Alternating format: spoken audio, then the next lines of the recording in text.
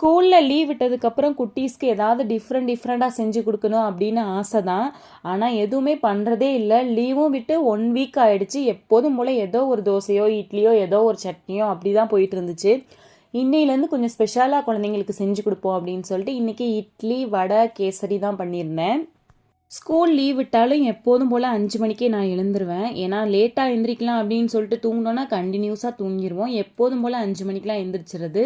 எழுந்து இன்றைக்கி இட்லி வடை கேசரி எல்லாமே பர்ஃபெக்டாக பண்ணி முடிச்சாச்சு.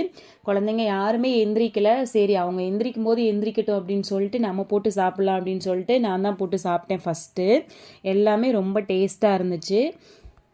எக்ஸ்ட்ரா ஒரு சாம்பார் சட்னி எல்லாமே பண்ணியிருந்துருக்கலாம். நான் பண்ணாலும் குழந்தைங்க சாப்பிட மாட்டாங்க.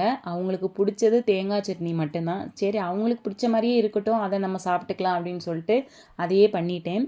காலையிலே விஜய் சேதுபதி நடித்த காட்டான் அப்படின்ற வெப் சீரிஸ் போயிட்டு இருந்துச்சு. அதை தான் பார்த்துட்டு இருந்தேன்.